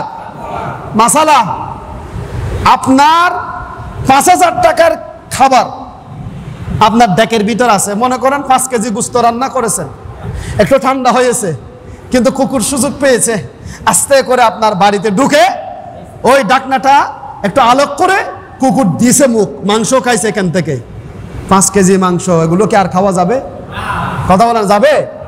আপনি যদি মনে করেন না, আমি এত মূল্যবান খাবার 5 কেজি গুস্তর মূল্য মিনিমাম এখন 4000 টাকা, এখানে মাল মশলা সহ আরো 1000 যোগ হয়েছে, 5000 টাকা, এটা আমি ফেলে দিতাম না, না না না, এটা আমি ফেলে দেব না। এখন আমাদের সমাজে কেউ কেউ কি করে দেখেন, কেউ কেউ কি করে, নিজে তো খাই না, সমাজে অসহায় গরিব যারা আছে তাদেরকে ডাকে, এই এদিকে আসো, তোমাকে আজকে কিছু গোশত উপহার দিলাম, নাউজুবিল্লাহ বলেন। দেখছেন, এটার নাম ইসলাম নয়। ওয়ায়ুহিব্বু লিগাইরিহি মা ইউহিব্বু লিনাফসিহি, নিজের জন্য যেটা ভালোবাসবো সমাজের গরিবদের জন্য সেটা ভালোবাসতে হবে। কুকুরে মুখ দিয়েছে বলে আমি 5 কেজি গোশত ডেকসহ দিয়ে দিচ্ছি, জীবনে কোনোদিন ভালো গোশত দেখ ফেলাও আমার হাতে উঠে নাই। আছে নাকি না? এরকম বলেন, আছে নাকি নাই? আছে। সম্মানিত হাজিরিন, মনে কিছু নিবেন না। আজকে আমাদের প্রতিবেশীর হক আমরা নষ্ট করতেছি, আমরা চিনি না, জানি না, নষ্ট করতেছি আমরা। আল্লাহ রাসূল বলেছেন, ওয়াল্লাহি লা ইউমিন, ওয়াল্লাহি লা ইউমিন, ওয়াল্লাহি লা ইউমিন, 3 বার কসম খেয়েছেন, সুবহানাল্লাহ বলেন। কয়বার? 3 বার কসম খাওয়ার পর আল্লাহ রাসূল বলতেছেন, কিলা ওমা ইয়া রাসূলুল্লাহ, হে রাসূল কে মুমিন নয়? রাসূল বললেন, আল্লাযী ইয়াশবাউ, যে পেট ভরে খাবার খায়, ওয়া জারুহু জামবুহু জাইউন, কিন্তু তার প্রতিবেশী উপবাস। প্রতিবেশী কি? আমি পেট ভরে খাবার খেলাম, প্রতিবেশীর খবর নিলাম না, প্রতিবেশী কি খায় নিলাম না, আমি প্রতিদিন সেহেরি খাই গোশত মাংস দিয়ে, আমার প্রতিবেশী সেহেরি খায় শুধুমাত্র টমেটোর কাঁচি দিয়ে, আলু ভর্তা দিয়ে, আমি কোনোদিন খবর নিই নাই, আল্লাহ রাসূল বলেছে তুমি মুমিন না, তুমি মুমিন না, তুমি মুমিন না, আল্লাহর কসম, জোরে বলি নাউজুবিল্লাহ। তাহলে কুকুরে যদি কোনো পাত্রে মুখ দেয় সেই খাবার খাওয়া যাবে না। সেই খাবার 10 লাখ টাকার খাবার হোক, যদি মুখ দেয় খাবার শেষ, ফেলে দিতে হবে। রাসূলুল্লাহ সাল্লাল্লাহু আলাইহি ওয়াসাল্লাম বলেছেন ফেলে দাও। তারপরে পাত্রটিকে কয়বার ধুইতে হবে? 7 বার। 8 বারে কি করতে হবে? দেখেন, মাটি দ্বারা, কি দ্বারা? মাটি দ্বারা। আমাদের সমাজ আমরা দেখেছি এখন তো খুব সুগন্ধি সাবান বের হয়েছে। কি সাবান? একটা কথা মনে রাখবেন, প্রত্যেক সাবান কিন্তু 100% হালাল নয়। মনে রাখবেন, প্রত্যেক সাবান 100% হালাল নয়, কারণ সেখানে শূকরের চর্বি মিশ্রিত থাকে অধিকাংশ সাবানে। আমরা মুরব্বীদেরকে দেখেছি আগে, ওনারা কিছু খাওয়ার পরে বা কিছু করার পরে মাটিতে ঘষে, এভাবে মাটিতে ঘষে হাতটা পরিষ্কার করত। এটাকে আমরা কেউ কেউ দেখে আধুনিক মনে করে, ওই দেখো ওই দেখো মুরব্বী কি করে, দেখো মাটি দিয়ে বলা দোধ দেয়। হনে না হয়, হনে না হয়। খবরদার, এটাকে তাচ্ছিল্য করা যাবে না। ওই জার্মানির বিজ্ঞানী পাত্রটিকে নিয়ে ল্যাবরেটরিতে নিয়ে গেলেন, 1 বার ধুইলেন, 2 বার ধুইলেন, 3 বার ধুইলেন, 4 বার, 7 বার ধোয়ার পরে অনুবীক্ষণ যন্ত্র দিয়ে দেখে সেখানে আর কি, সেখানে জীবাণু আছে। কি আছে? আল্লাহ রসুলের হাদিস অনুযায়ী সেই বিজ্ঞানী কিছু পবিত্র মাটি আনলেন। মাটি আনার পরে মাটি দ্বারা ওই পাত্রটিকে ভালো করে ঘষে ঘষে ধৌত করলেন। ধৌত করার পরে ওই পাত্রটিকে অনুবীক্ষণ যন্ত্র দিয়ে যখন দেখলেন সেখানে আর কোনো জীবাণু নাই। সুবহানাল্লাহ। এখন বলেন, আমাদের রাসূল আল্লাহর হাবিব কোন টেকনোলজি ইউনিভার্সিটিতে পড়ালেখা করেছেন? বুয়েটে পড়েছেন? সুয়েটে, রুয়েটে, কুয়েটে? না, কোন টেকনোলজি ইউনিভার্সিটিতে পড়ালেখা করেন নাই। তখন এই বিজ্ঞানী চিন্তা করলেন, who is the messenger of Allah? কে আল্লাহ রাসূল? তার পরিচয় লাগবে। এত সুন্দর কথা বলতে পারে, আমরা কিসের খসু বিজ্ঞানী, উনি তো আসল বিজ্ঞানী। সুবহানাল্লাহ বলেন না, বলেন আল্লাহু আকবার। এত বড় বিজ্ঞানী হয়ে তিনি বলতেছেন আমি কিসের কি বিজ্ঞানী? ইনি যে কথাটি বললেন, আমি ল্যাবরেটরিতে নিয়ে পরীক্ষা করে দেখলাম। তখন মুসলমানের কাছে চলে গেলেন, মুসলমানের কাছে গিয়ে বললেন, হে মুসলমানেরা, তোমরা আসলে সত্যি করে বলো, এই যে তোমাদের যে মেসেঞ্জার অফ আল্লাহ, ওনার পরিচয়টা দাও। সুবহানাল্লাহ বলেন। তাহলে উনাকে যদি আল্লাহ রসুলের পরিচয় সরাসরি দিলে উনি দাওয়াত কবুল করতো না, প্রত্যেকটা করত। দাওয়াত দিয়েছেন একটা পত্রের মাধ্যমে, তাও হাতে হাতে নয়, ফারকে ফেলে দিয়ে। সুবহানাল্লাহ বলবেন না? তখন ওই লোকটি, মুসলিম ব্যক্তিটি হাদিস শরীফ থেকে হাদিসটা এনে দিলেন। আন আবি হুরায়রাতা রাদিয়াল্লাহু আন আব্দুল্লাহ ইবনে মুগাফফাল রাদিয়াল্লাহু তাআলা আনহু قال قال رسول الله صلى الله عليه وسلم ইজা ওয়ালাগাল কালবু, যখন কুকুরে মুখ দিবে, ফি ইনাই আহাদিকুম, তোমাদের কোন একটা পাত্রের মধ্যে তোমরা সেই খাবারগুলো ফেলে দাও, সেটাকে কয়বার ধৌত করো? কয়বার? এই ওয়াজ আপনারা অনেকবার শুনেছেন। আমি এই ওয়াজ করার জন্য, এইটা বলার জন্য এই প্রসঙ্গটা এখানে আনি নাই। এখানে এই প্রসঙ্গটা এনেছি দাওয়াতের কৌশল। কিসের কৌশল? সুবহানাল্লাহ বলেন না। কিসের কৌশল? দাওয়াতের কৌশল। সম্মানিত হাজিরিন, এই দাওয়াতের কৌশল, এই পত্র দিয়ে যখন এই বিজ্ঞানীটি সত্যভাবে প্রমাণ পেলেন, হাদিসটাও যখন দেখলেন, তখন বললেন, নিঃসন্দেহে তোমাদের রাসূল আল্লাহর পক্ষ থেকে একজন প্রেরিত পুরুষ, আমাকে দেরি না করিয়ে তোমাদের একজন আলেমের কাছে নিয়ে আমাকে পড়িয়ে দাও, লা ইলাহা ইল্লাল্লাহু মুহাম্মাদুর রাসূলুল্লাহ, সকলে বলে সাল্লাল্লাহু আলাইহি ওয়াসাল্লাম। সম্মানিত হাজিরিন, দাওয়াতের কৌশল অবলম্বন করতে হবে। দাওয়াতের কৌশলের মধ্যে আরেকটা আছে জ্ঞান ও বিজ্ঞান। বিজ্ঞান যেমন সুলাইমান আলাইহিস সালাতু ওয়াস সালাম, আমরা সুলাইমান আলাইহিস সালামের নাম শুনেছি। সেই সুলাইমান আলাইহিস সালাম সমগ্র পৃথিবীর বাদশা ছিলেন। সুবহানাল্লাহ বলেন। সুলাইমান আলাইহিস সালাম পৃথিবীর বাদশা থাকার পরও, বাদশা হওয়ার সত্ত্বেও সুলাইমান আলাইহিস সালাতু ওয়াস সালাম যখন দাওয়াত দিচ্ছিলেন, তার দাওয়াতের মধ্যে তিনি কৌশল করেছিলেন, বিজ্ঞান ভিত্তিক কৌশল। আমরা বলি সুবহানাল্লাহ। এখন কি কৌশল? বিলকিসকে আল্লাহ দ্বীনের তৌহিদের পথে আনার জন্য, ইসলামের পথে আনার জন্য সুলাইমান আলাইহিস সালাম কি কৌশল করেছিলেন? কোরআনুল কারীমে আল্লাহ রাব্বুল আলামিন সূরা আন-নামালের মধ্যে কোরআনুল কারীমে আল্লাহ রাব্বুল আলামিন ইরশাদ করেছেন, কিলা লাহা দুখুলিস সারহা ফালাম্মা রাআতহু হাসিবাতহু লুজ্জাতান ওয়া কাশাফাত আন সাকাইহা ক্বালা ইন্নাহু সারহুম মুমাররাদুম মিন কাওয়ারিরা। সুবহানাল্লাহ বলেন। ঘটনাটা বলি, আমার আলোচনা শেষের দিকে বিলকিসের নিয়ে, সুলাইমান আলাইহিস সালাম নিয়ে যে ঘটনার সংক্ষিপ্ত আকারে বলতেছি। ঘটনাটা হচ্ছে যে বিলকিস তো যখন বিলকিসের কাছে সুলাইমান আলাইহিস সালাম দ্বীনের দাওয়াত প্রেরণ করেছিলেন, তখন বিলকিস বলেছিলেন অসম্ভব, আমি হচ্ছি সিংহাসনের মালিক, আবার এখানে দ্বিতীয় একজন সিংহাসনের মালিক, আমি বিলকিস কখনো সহ্য করব না। বলেন নাউজুবিল্লাহ। তখন সুলাইমান আলাইহিস সালাম জিনদেরকে বললেন, বিলকিসের গোষ্ঠী সুদ্দাকে একটু নিয়ে আসো। সুবহানাল্লাহ বলেন না। জিনেরা বলেছিলেন, ইয়া আল্লাহর নবী, আপনি আমাদেরকে অর্ডার দিয়েছেন তো, বেশি সময় লাগবে না, 1 সেকেন্ড। আল্লাহু আকবার বলেন না। কয় সেকেন্ড? শোকের আরা নহনে বেলফাতা ও সুলাইমান আলাইহিস সালাম অনে বেলফাতা ফিরেবার আগে বিলকিসের সিংহাসন নান অনর হাসা আনি দিয়ম। সুবহানাল্লাহ।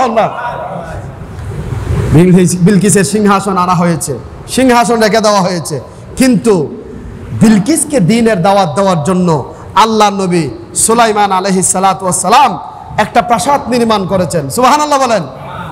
এমন সুন্দর প্রাসাদ, যেই প্রাসাদের নিচে ফানি, নিচে কি? ফানির উপরে সীসা। ফানির উপরে কি? সীসা। সীসার কালার কিরকম?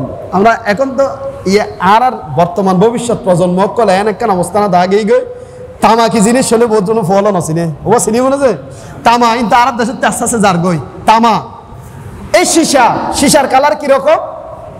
Silver colour. হন না কি কালার? Silver colour. সীসা পানির উপরে দিয়ে সিংহাসন তৈরি করেছেন। সিংহাসন তৈরি করার পরে বিলকিসের লইছে, বিলকিসকে নিয়ে আসা হয়েছে। আনার পরে এখন বিলকিসকে বলা হয়েছে, ওই সীসাওয়ালা প্রাসাদের ভিতরে তুমি প্রবেশ করো। আচ্ছা, প্রবেশ করার আগে ও বিলকিস তুমি দেখো ওই প্রাসাদটি কিরকম। তখন বিলকিস বলল, প্রাসাদটিতে আমি যেই প্রাসাদ তৈরি করেছি হুবহু সেই প্রাসাদের মতো। সুবহানাল্লাহ বলেন। তবে এটা আমার প্রাসাদ নয়, এটা বিচক্ষণতার পরিচয়। বিলকিসকে বলল, তুমি প্রাসাদে ঢুকো। বিলকিস যখন প্রাসাদে ঢুকতেছে, তখন বিলকিসের পায়জামা পড়ছে না, বিলকিসের পায়জামাটা একটু করে তুলে নিয়েছে। সুবহানাল্লাহ বলেন। সুলাইমান আলাইহিস সালাম বললেন, নামাও, পায়জামা নামাও। তুমি পায়জামা তুলছো কেন? বিলকিস বলে যে, আমি মনে করতেছি আমি পানির ভিতর নামতেছি। সুবহানাল্লাহ বলেন না। আসলে পানির ভিতর নয়, এটা প্রাসাদ। এইভাবেই রাজপ্রাসাদটা বিজ্ঞান ভিত্তিক সাজানো হয়েছে। সুবহানাল্লাহ বলেন। উদ্দেশ্য কি? বলে উদ্দেশ্য কি? কৌশল। কৌশল, দাওয়াতের কৌশল। দাওয়াত দিবেন কাকে? কাকে? বিলকিসকে দাওয়াত দিবে। কাকে দাওয়াত দিবে? বিলকিস তো বিশাল এক রানী, রাজ্যের সিংহাসনে বসে আছে, তাকে মুশরিক থেকে তাওহীদের দিকে দাওয়াত দিবে। জোরে বলেন আল্লাহু আকবার। এখন এটাকে জলাশয়ের মতো করেছে কেন? তাফসীর ইবনে কাসিরের মধ্যে এসেছে, সুলাইমান আলাইহিস সালামের একটা স্বপ্ন হচ্ছে বিলকিসকে দাওয়াত দেব, দাওয়াত দেওয়ার পর সেই দিন কবুল করলে তাকে আমি শরিয়া ভিত্তিক বিবাহ করে আমার ঘরে বউ হিসাবে নিয়ে নিব। সুবহানাল্লাহ বলবেন না? বাস। কিন্তু সুলাইমানকে একজনে কানঘুষাঘুষি করেছে যে, ও নবী, আপনি বিলকিসকে বিয়ে করবেন? বিলকিসের ফায়ের গোড়ালি সুন্দর নয়। গোড়ালি কিরকম? গোড়ালি হচ্ছে ওই গরু, ছাগল, পশুর ফায়ের গোড়ালির মতো, এত বিশ্রী। আমার তো মুশকিল হতা না, একদম রানী বিবাহ করি গেম ইবা যদি আমার গোড়ালি যদি পশুর গোড়ালি না দেয় তো বিবাহ করি তো। হ্যাঁ রে, আচ্ছা ঠিক আছে, এটাকে পরীক্ষা করতে হবে। এটা পরীক্ষা করার জন্য এমন একটা প্রাসাদ নির্মাণ করেছেন বিলকিস জাত্তার নামের। নামানোর পর সাথে সাথে মনে করলো এটা জলাশয়, পানির ভিতরে নামতেছে। আবার মনে করতেছে, সুলাইমান বলতে এটা পানি নয়, এটা রাজপ্রাসাদ, এটা সুন্দর, এটা হীরা মণিমুক্তা এবং এটাকে যে সীসা দ্বারা তৈরি করা হয়েছে। এই কথা বলার সাথে সাথে বিলকিস হর তাড়াতাড়ি নামে নিয়ে মুসা আলাইহিস সালামের দাহান্ত বানিয়ে দিই যে মনে মনে সন্দেহ করে গেলাম ফায়ের গোড়ালি হইল দিয়ে ওই গরুর কুরন নান অথবা ছাগলের কুরন নান অবাজে বরাবর ইনন নান নয়, আল্লাহ যথাযথভাবে মানুষের পায়ের খুরের মতো বিলকিসের পায়ের খুরকে তৈরি করেছেন। জোরে বলেন আল্লাহু আকবার। বস বিলকিস সিংহাসনে গেল, কাছাকাছি গেল, বিলকিসকে বলল, ও বিলকিস তুমি ঈমান আনো। কি আনো? ঈমান আনো। বিলকিস হদ দে, শিয়ানা করতে জাগানো হদ দে না, নাউজুবিল্লাহ না, শিয়ানা করতে জাগানো হদ দে না। পুরা রাজ্যের আইন সিংহাসন শিয়ানা করিয়ে সিংহাসন না আনি ফেলাইও, আবার আরে কাবু করি ফেললা বই দেখছো না সুরা নবী জীব হন হদ দে, হন হদ দে। বিলকিস হদ দে সুরা নবী জীব। সুলাইমান আলাইহিস সালাম আল্লাহর পয়গম্বর বাদশা। তাফসীর ইবনে কাসিরের ভিতরে এসেছে সুলাইমান আলাইহিস সালাম বিলকিসের এই উদ্যত আচরণ শোনার সাথে সাথে আল্লাহর দরবারে সিজদায় পড়ে গেছে। সুবহানাল্লাহ। না সুলাইমান আলাইহিস সালাম পড়ে গিয়ে বিলকিসেরও হনে ব্যক্তি শিয়ানা করতে জাগানো পদ্ম নে, এক সেকেন্ডের ভিতর তোমার সিংহাসন এটা আনি ফেলে তোমারা মারি ফেলে দিলে আইব না আধা সেকেন্ড। হ্যাঁ না ঠিক না বেটে? আর দরবার শিয়ানা কি আল্লাহ করত দে না, অহংকার করে নাই, দাম্ভিকতা প্রদর্শন করে নাই, সমগ্র পৃথিবীর বাদশাহী দান করেছেন সুলাইমান আলাইহিস সালামকে। সুবহানাল্লাহ। না বিলকিসে যেতে যখন একটু উদ্যত প্রকাশ করেছে দাওয়াত কবুল করার ক্ষেত্রে, তখন সুলাইমান আলাইহিস সালাম কি করেছে? কি করেছে? সিজদায় পড়ে গেছে। বিলকিস সিজদায় গিয়ে বিলকিসকে দাওয়াত দেওয়ার জন্য সুলাইমান আলাইহিস সালাম সিজদায় পড়ে গেলেন। সিজদায় পড়ে যাওয়ার পরে আল্লাহর দরবারে কান্না করে বলতেছেন, রব্বুল আলামিন, আমি জানি হেদায়েতের মালিক তুমি আল্লাহ। তার কলবের ভিতরে হেদায়েত প্রাপ্ত হওয়ার জন্য বিজ্ঞান ভিত্তিক কৌশল অবলম্বন করেছি। ও আল্লাহ, মেহেরবানি করে তুমি বিলকিসকে হেদায়েত দান করে দাও। সুবহানাল্লাহ বলেন না। সুলাইমান আলাইহিস সালাম সিজদায় পড়ে গেলেন, সমগ্র জিনারাও সিজদায় পড়ে গেল, অনুসারীরাও সিজদায় পড়ে গেল, কোটি কোটি অনুসারী সিজদায় পড়ে গেল। বিলকিসের মাথা উঁচু। আল্লাহ রাব্বুল আলামিন জিবরাইলের মাধ্যমে বললেন, ও আল্লাহর নবী সুলাইমান, এভাবে আপনাকে কান্না করতে হবে না। বিলকিসকে আল্লাহ রাব্বুল আলামিন আল্লাহর দ্বীনের জন্য কবুল করে নিয়েছে। সুবহানাল্লাহ। বিলকিসকে আল্লাহর দ্বীনের জন্য কবুল করে নিয়েছে। সিজদা থেকে উঠলেন সুলাইমান আলাইহিস সালাতু ওয়াস সালাম। সিজদা থেকে ওঠার পরে বিলকিসকে বললেন, ও বিলকিস রে, এখনো কি তোমার ভুল ভাঙে নাই? সুবহানাল্লাহ বলেন। দমক দেন নাই, বিদ্যাঙ্গুলি প্রদর্শন করে নাই, বড় কথা বলে নাই। তাকে আবার বলতেছেন খুব সুন্দরভাবে নরম সুরে, বিলকিস তোমার কি এখনো কি বুঝ আসে নাই? তুমি কি এখনো কি হেদায়েত প্রাপ্ত হবে না? তখন বিলকিস সাথে সাথে সুলাইমান আলাইহিস সালামের কথার উত্তরে বলেছিলেন, ক্বালাত রব্বি ইন্নী যালামতু নাফসি ওয়া আসলামতু মা সুলাইমানা লিল্লাহি রাব্বিল আলামিন। সুবহানাল্লাহ বলেন। আরো জোরে বলি সুবহানাল্লাহ। বিলকিস সাথে সাথে মুসা আলাইহিস সালামের জবাবে বলেছিলেন, ক্বালাত রব্বি, আমার মালিক। সাথে সাথে শিরক বাদ দিয়ে তাওহীদের দিকে ঝুঁকে পড়ে আল্লাহর দরবারে বিলকিস বলতেছেন, ও আল্লাহ, ইন্নী যালামতু নাফসি, আমি আমার আত্মার উপর জুলুম করেছি, নফসের উপর জুলুম করেছি। ওয়া আসলামতু মা সুলাইমানা, এবং সুলাইমানের সাথে আমি ইসলাম কবুল করে ফেলেছি। আল্লাহু আকবার বলেন না, বলে আল্লাহু আকবার। ওয়া আসলামতু মা সুলাইমানা, আমি সুলাইমানের সাথে ঈমান এনে ফেলেছি, তাওহীদের পথে এসে গেছি। লিল্লাহি রাব্বিল আলামিন, কার জন্য? আল্লাহর জন্য। জোরে বলি সুবহানাল্লাহ। সম্মানিত হাজিরিন, এই ঘটনাটা বলার উদ্দেশ্য, দাওয়াতে দ্বীনের কৌশল, বিজ্ঞান ভিত্তিক কৌশল অবলম্বন করলে আল্লাহ রাব্বুল আলামিন তাদেরকে আল্লাহর দ্বীনের দিকে হেদায়েত দিবেন কে? কথা বলি কে? আল্লাহ। সম্মানিত হাজিরিন, আসুন আমার আলোচনা বেশিক্ষণ করব না, আরেকটা কৌশল বলি। রাসূলুল্লাহ সাল্লাল্লাহু আলাইহি ওয়াসাল্লামের কৌশল কি ছিলেন আমরা একটু দেখি।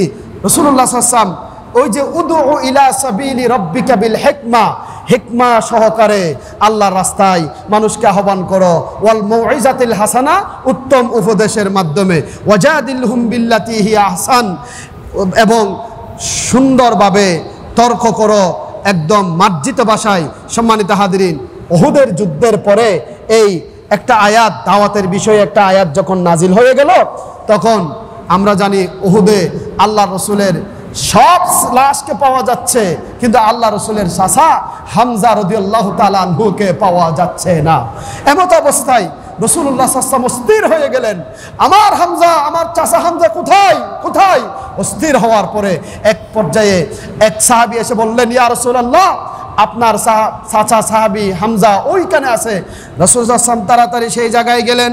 সেই জায়গায় যাওয়ার পরে আল্লাহর হাবিব দেখতে পেলেন হামজাকে টুকরা টুকরা করা হয়েছে এবং হামজা রাদিয়াল্লাহু তাআলা আনহুর কলিজাকে বের করে হিন্দা কলিজাকে চিবিয়েছে। নাউজুবিল্লাহ, কলিজা চিবিয়েছে, কত জঘন্য কাজ! এমত অবস্থায় হিন্দা মনে মনে নিয়ত করেছিল, যদি বদরেতে আমরা 70 জন নিহত হয়েছে, উহুদে যদি আমরা জয়লাভ করতে পারি, মুসলমান যাদের পাবো তাদেরকে আমরা বিশেষ করে শত্রুদের কলিজা আমি খেয়ে ফেলবো। নাউজুবিল্লাহ, কত ডেঞ্জারাস মহিলা, কলিজা খেয়ে ফেলবো। এই কলিজা হেবেল্লায় গালত দিল বলে হরে দিল দেবো মুখত দিয়ে। নাউজুবিল্লাহ না, হামজা রাদিয়াল্লাহু তাআলা আনহু কলিজা খাওয়ার জন্য হিন্দার মুখে দিয়েছিল, কিন্তু গিলতে পারে নাই। কি পারে নাই? গিলতে পারে নাই। রাসূল বললেন, ও আমার উম্মতেরা, আমার সাহাবীরা, হিন্দা যদি আমার চাচার কলিজা যদি গিলে ফেলতো, তাহলে হিন্দা জীবনেও জাহান্নামে প্রবেশ করত না। বলেন আল্লাহু আকবার। আমায় হুন্ডিকে হতা আজ চাচার কলিজা যদি হিন্দা যদি হেঁটে দেয়, হিন্দা জাহান্নামে ন যেত। ইয়া রাসূলুল্লাহ, এটা তো আমরা বুঝি নাই, এটা আপনি কি বলতে চাচ্ছেন? তখন রাসূল বললেন, ও আমার সাহাবীরা, আমার উম্মতেরা, আমার চাচার শাহাদাতকে রব্বুল আলামিন এত বেশি খুশি হয়েছেন, কবুল করেছেন, আমার চাচাজির শরীরের প্রত্যেকটা অঙ্গ প্রত্যঙ্গ জান্নাতি হয়ে গেছে। জোরে বলেন আল্লাহু আকবার। শরীরের চোখ যদি জান্নাতে যায়, কলিজা জান্নাতে যাবে নাকি জাহান্নামে যাবে? ইয়ার নাম আছে। চোখ যদি জান্নাতে যায়, কলিজা কোথায় যাবে? তো হিন্দা যদি কলিজা ফেলাই দেয়, তো হিন্দু তো জান্নাতে যাবে। এতলাই আল্লাহ জিয়ান করে গিয়ে ভালো করে গিয়ে ডর করে হন। আল্লাহু আকবার। সম্মানিত হাজিরিন, রাসূল এই দৃশ্য দেখে তখন সিদ্ধান্ত নিয়েছেন, আচ্ছা ঠিক আছে, ভবিষ্যৎ যদি যুদ্ধ হয়, তখন আমি তারা আমার সাহাবীদেরকে যে রকম করেছে তার চেয়ে কোটি গুণে বেশি আমি তাদের ক্ষতি করব। নাউজুবিল্লাহ বলেন। সাহাবীদেরকে কি করেছে? কান ছেদন করে ফেলেছে মৃত অবস্থায়, নাক ছেদন করে ফেলেছে, মাথা তীর দিয়ে ছেদন করে ফেলেছে, বুক ছেদন করে ফেলেছে। তখন আল্লাহ রাসূল সিদ্ধান্ত নিলেন, সাহাবারা সিদ্ধান্ত নিলেন, আল্লাহ যদি আমাদের বিজয় দান করেন, কাফেরদেরকে আমরা এর চেয়ে জঘন্য কাজ করব, যাতে করে তারা আর মুসলমানদের ক্ষতি করতে না পারে। জোরে বলেন সুবহানাল্লাহ। এই সিদ্ধান্ত যখন নিলেন আল্লাহর হাবিব, আল্লাহ রাব্বুল আলামিন আল্লাহর হাবিবের সিদ্ধান্তের কথা কোরআনুল কারীমের মধ্যে বলেছেন, ওয়া ইন আকাবাতুম ফাআকিবু বিমিসলি মা উকিবতুম বিহি। নবী, তারা যেরকম প্রতিশোধ নিয়েছেন, আপনিও সেরকম প্রতিশোধ নেবেন, এর চেয়ে বেশি করা যাবে না। তবে প্রতিশোধ না নিয়ে ওয়ালা ইন সাবারতুম লাহুয়া খায়রুল লিসাবিরিন, খবরদার, দাওয়াতের কাজ করতে গিয়ে কেউ যদি মারে, তার প্রতিবাদে মারাটা ইসলামের কাজ নয়। ধৈর্য ধারণ করতে পারলে এটাই হবে সবচেয়ে উত্তম কাজ। আমরা বলি সুবহানাল্লাহ। সম্মানিত হাজিরিন, সেজন্য আল্লাহ তাআলা আল্লাহ রাসূলকে বলেছেন, ওয়াসবির, আপনি ধৈর্য ধারণ করুন, ওয়ামা সাবরুকা ইল্লা বিল্লাহ, নিঃসন্দেহে যে ধৈর্যটা আল্লাহ রাব্বুল আলামিনের পক্ষ থেকে। ওয়ালা তাহজান আলাইহিম, আপনি তাদের ব্যাপারে দাওয়াতি কাজের ময়দানে চিন্তা করবেন না। ওয়ালা তাকুফি দাইকিম মিম্মা ইয়ামকুরুন, তারা যে ষড়যন্ত্র করে সেই ষড়যন্ত্রের জন্য আপনি মনকে ছোট করবেন না, সংকীর্ণ করবে না। এমন একটা সময় আসবে যে সময়ে সমগ্র পৃথিবীতে আপনার নাম এবং আল্লাহর কালিমার বাণী উচ্চারণ মানুষেরা করতে থাকবে। জোরে বলেন আল্লাহু আকবার। সম্মানিত হাজিরিন, এটাই হচ্ছে দাওয়াতের কৌশল। আসুন আমরা দাওয়াতে দ্বীনের গুরুত্ব শুনলাম, তাহলে মাসালা আজকে আলোচনা শুনে আমরা কি বুঝলাম? দাওয়াতে দ্বীনের গুরুত্ব, অর্থাৎ দাওয়াতে দ্বীনের কাজ করা সুন্নত, নফল, ওয়াজিব নাকি ফরজ? কথা বলতে নাকি কি ফরজ? ফরজ, ফরজ। নামাজ যেমন ফরজ, তা আপনি বলতে পারেন উৎস কোথায়? উৎস হচ্ছে 1 নম্বরে আমার পরিবার। আমার কি বলো? আমার কি পরিবার। আমরা অনেকে আছি সুন্দর সুন্দর বড় বড় কথা বলি, কিন্তু পরিবার পর্দা করে না, মেয়েরা পর্দা করে না। মেয়ে বেনামাজি, ওয়াইফ বেনামাজি, ওয়াইফ পর্দা করে না। আমি ওয়াইফকে কোনোদিন পর্দার বিষয়ে বলি নাই, এরকম হলে হবে না। ইয়া আইয়ুহাল্লাযীনা আমানু, হে ঈমানদারেরা, লিমা তাকুলুনা মা লা তাফআলুন, এমন কথা কেন বলো যা তোমরা নিজেরা করো না। কাবুরা মাকতান ইনদাল্লাহ, আল্লাহর নিকট খুবই ঘৃণিত, আন তাকুলু মা লা তাফআলুন, তোমরা মুখে যা বলো কিন্তু তা করো না। এটা আল্লাহর কাছে খুবই ঘৃণিত কাজ। আমরা বলি নাউযু বিল্লাহি মিন যালিক। আসুন, আল্লাহ তাআলা বলেছেন কু আনফুসাকুম ওয়া আহলিকুম নারা, দাওয়াতি দ্বীনের মাধ্যমে আমি নিজেও বাঁচবো, আমার পরিবারকেও জাহান্নাম থেকে বাঁচাবো। এটা হচ্ছে আজকের আলোচনার 1 নম্বর শিক্ষা। আল্লাহ এই শিক্ষা গ্রহণ করার তৌফিক দান করুন। আরো জোরে বলে আমিন। 2 নম্বরের শিক্ষা হচ্ছে আমরা যখন ঘর থেকে বের হব, আমার অধনস্থ যারা আছে, সমাজে যারা আছে, আমার পাশে পাশে যারা আছে, অন্যায় কাজ দেখলে হিকমতের মাধ্যমে, দাওয়াতের মাধ্যমে, দ্বীনের দাওয়াতে দ্বীনের কাজ আমাদের করতে হবে। এটাই 2 নম্বর শিক্ষা। 3 নম্বর শিক্ষা, যত বেশি ধৈর্য ধারণ করব তত বেশি পুরস্কৃত করবেন কে? বিজয় দান করবেন কে? আল্লাহ। 4 নম্বর শিক্ষা, ইসলামী দাওয়াতে দ্বীনের মাধ্যমে আমরা বুঝতে পারলাম ইসলাম হচ্ছে পরিপূর্ণ একটা জীবন ব্যবস্থা। এই পরিপূর্ণ জীবন ব্যবস্থা আমরা আমাদের ব্যক্তিগত, পারিবারিক, সামাজিক এবং আন্তর্জাতিক পর্যায়ে আমরা এই আল্লাহর দ্বীনকে আঁকড়িয়ে ধরব। সর্বশেষ যে শিক্ষা, এই শিক্ষাটা আমি বলে আমার আলোচনা শেষ করতেছি। যেমন এক ব্যক্তি বলেছেন, দুনিয়া ইজ এ ক্লাসরুম। ভালো করে শুনেন, দুনিয়া ইজ এ ক্লাসরুম। দুনিয়া হচ্ছে একটা ক্লাসরুমের মতো। Quran is a syllabus. কোরআন হচ্ছে একটা আমাদের জন্য গাইডলাইন, সিলেবাস। সুবহানাল্লাহ বলেন না? তারপরে বলা হচ্ছে মুহাম্মদ সাল্লাল্লাহু আলাইহি ওয়াসাল্লাম ইজ এ টিচার। মুহাম্মদ সাল্লাল্লাহু আলাইহি ওয়াসাল্লাম একজন শিক্ষক। Life is an exam. আমাদের জীবনটা হচ্ছে একটা পরীক্ষা। এটা কি পরীক্ষা? আমাদের জীবন একটা কি? আল্লাহ আমাদের জীবনে পাঠিয়েছেন কিসের জন্য? পরীক্ষার জন্য। সন্দেহ আছে? আপনি বলবেন হুজুর এগুলো কোত্থেকে বলেন? কোরআন আছে। আল্লাহ তাআলা বলতেছেন যে আল্লাযী খালাকাল মাউতা ওয়াল হায়াতা লিয়াবলুয়াকুম আইয়ুকুম আহসানু আমালা। সুতরাং লাইফ ইজ অ্যান এক্সাম। এই আমাদের জীবনটা হচ্ছে পরীক্ষা। Allah is an examiner. আল্লাহ হচ্ছেন আমাদের একজন মহাপরীক্ষক। So try to pass the examination. আমাদের চেষ্টা করতে হবে এই পরীক্ষার হলে ভালো করে পরীক্ষা দিয়ে পরীক্ষায় পাস করে আমাদের সেই মঞ্জিলে মকসুদে চলে যেতে হবে। আল্লাহ আমাদের সবাইকে বোঝার তৌফিক দান করুক। সকলে বলে আমিন। ওয়া আখিরি দাওয়ানা আনিল হামদুলিল্লাহি রাব্বিল আলামিন।